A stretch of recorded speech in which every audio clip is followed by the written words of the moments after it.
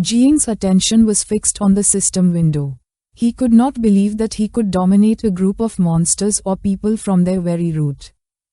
And it would not matter how powerful that group became in the future. Once they had been marked with the steel faith seal, not even reincarnation, nor the cycle of rebirth, nor their own descendants could escape. This skill was very powerful. Another system window appeared notifying that the condition to trigger this skill was to destroy their gods, break their backbone and ruin their civilization. With a curious gaze, Jiang put his hand on his chin and began to ponder in silence, realizing that the conditions to trigger were a bit strict. But considering that it was an overhuman skill, those requirements were somewhat reasonable. Thinking calmly, he came to the conclusion that destroying their gods meant, for example, in the case of the 3 overseas islands, one had to finish off the Lord of Flames. The other requirements still remained to be verified.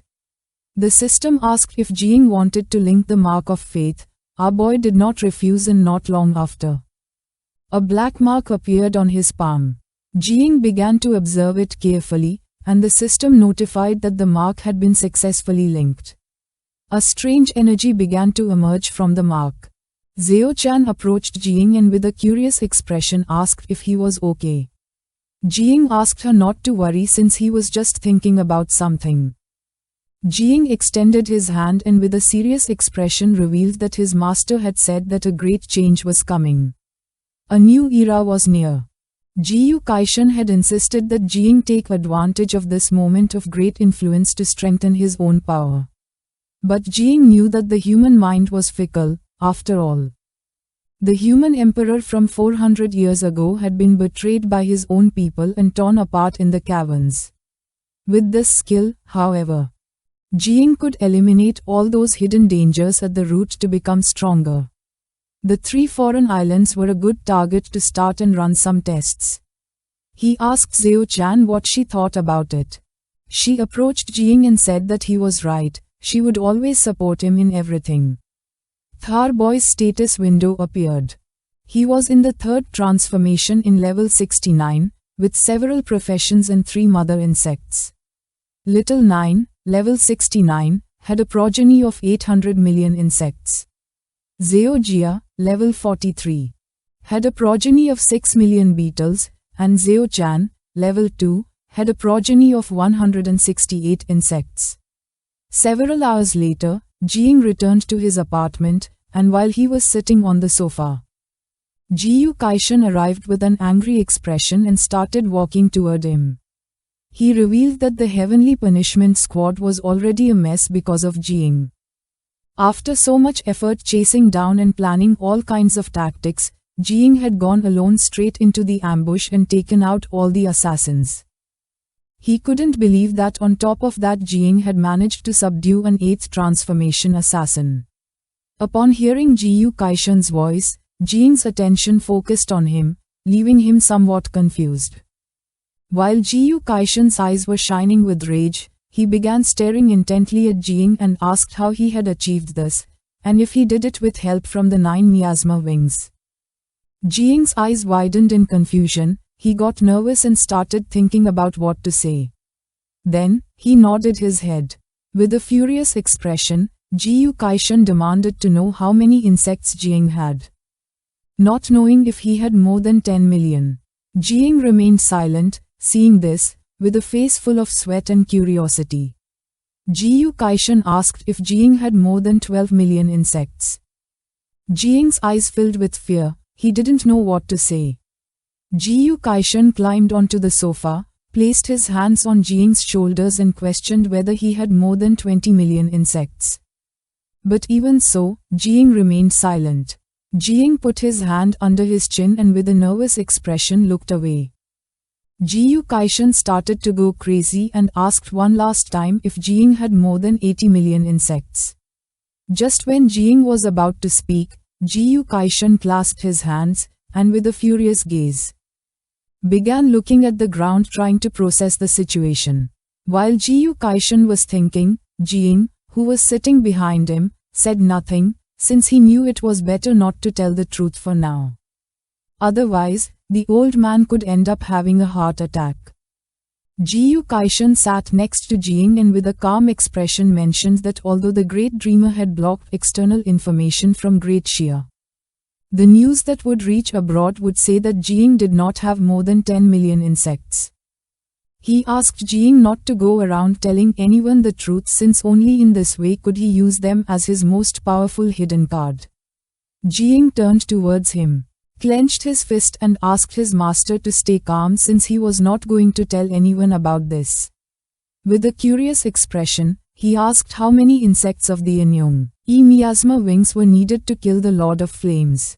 Upon hearing this, Jiyu Kaishan's eyes widened in fear and surprise. He couldn't believe that Jing wanted to kill the Lord of Flames. Jing mentioned that he was only asking out of curiosity. Jiyu Kaishan began to imagine the Lord of Flames and revealed that he had been a warrior with 9 transformations 400 years ago.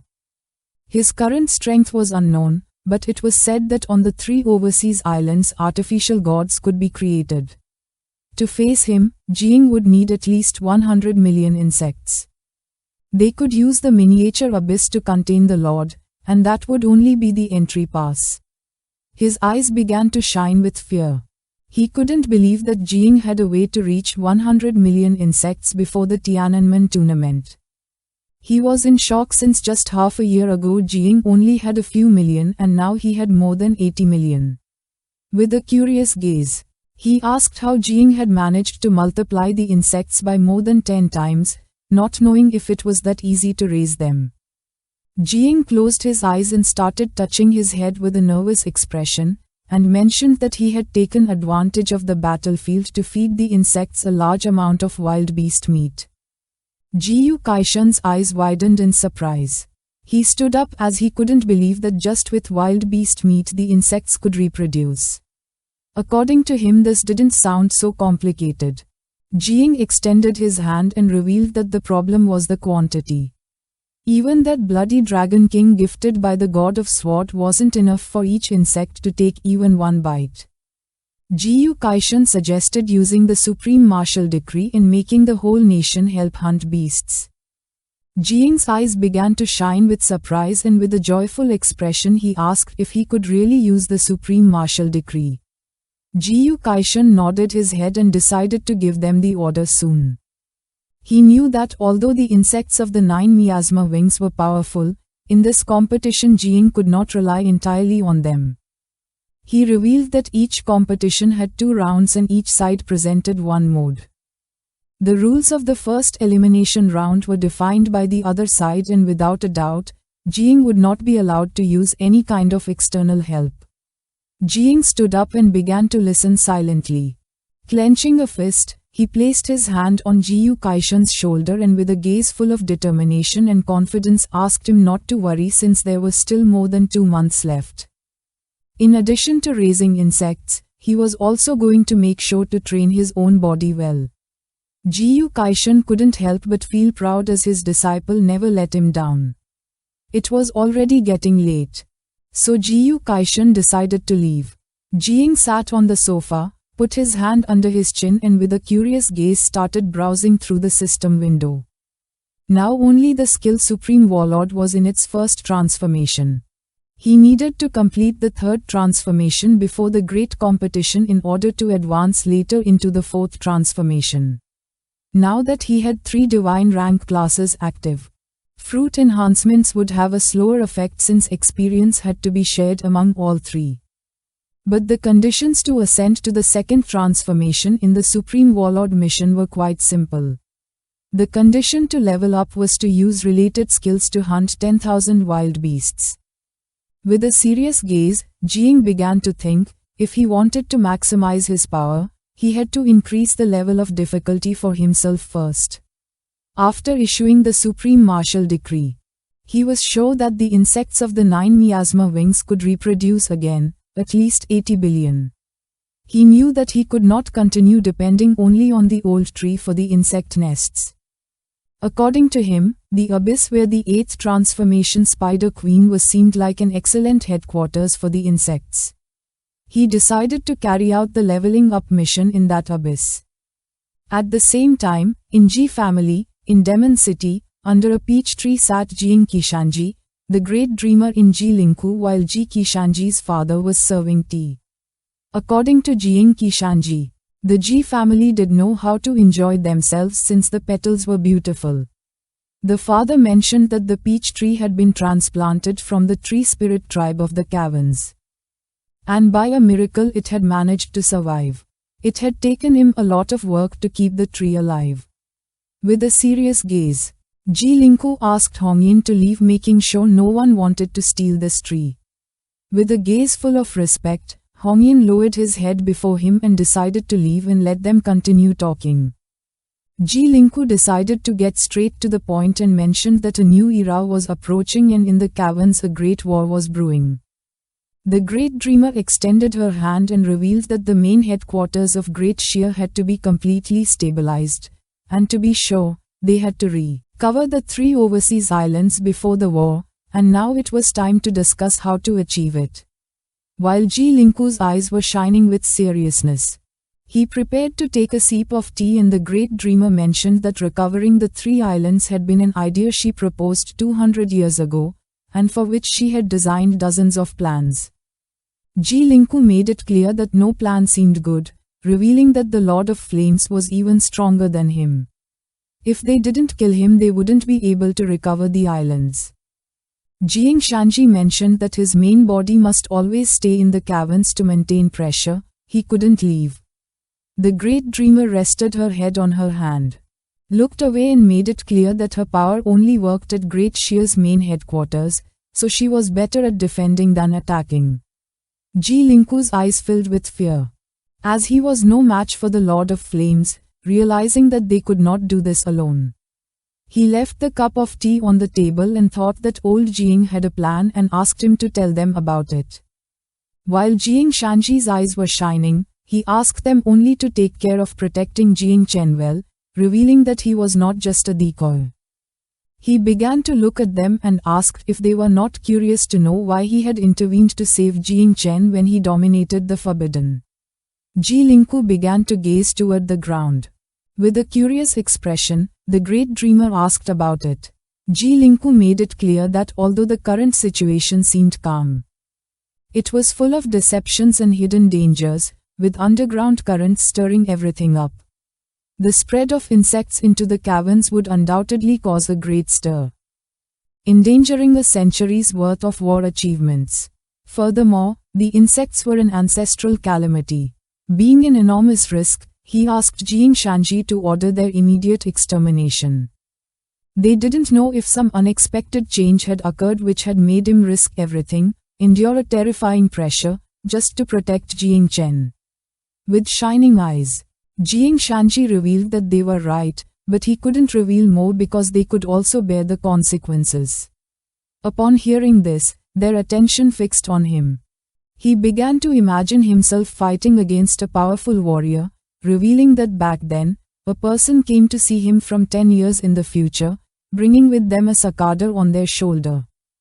With an angry gaze, the great dreamer placed her hands on the table as she realized that this warrior must have been at least in the 10th transformation. Jiang Shanji raised his hand and asked her not to ask anymore, since the more he revealed, under the force of karma, all 3 would die. The great dreamer calmed down, sat back down and asked if the mission was only to protect Jiang Chen. Shanji nodded and made it clear that he had to be protected with all the strength of the country. With a confused gaze, noticing that Jiang was so important, Jialam Q asked if it wouldn't be better not to let him participate in the Great Tianyang competition. With eyes full of fear, the great dreamer revealed that the 3 islands from abroad could create divine-level beings. Despite having Feng Yun Wuji's protection, she feared that Jiang Chen would die in the first round. Jiang Shanji made it clear that all he knew was that they must protect him well. Then he stood up and revealed that no one could intervene, since then Jiang would also suffer karma's consequences. In short, they should protect Jiang well, not interfere with him and cooperate with him. After saying this, he decided to return to the caves. With eyes shining with malice, Jiang Shanji began to walk away. The great dreamer stood up and remained silent. while on the other side, Jialam Q asked if the future of Great Zia was promising. Jiang Shanji began to think silently. The image of a battle came to his mind. The battlefield was filled with corpses, among them was also Jiang Shanji's head hanging on a sword. Not far away was Jialam Q's corpse with several swords stuck in it, and next to it was the body of the great dreamer turned into stone. With eyes shining with joy and confidence, Shanji turned around and with a smile said that the future of Great Z was always promising. This is the end of the video. If you guys want to see the next part,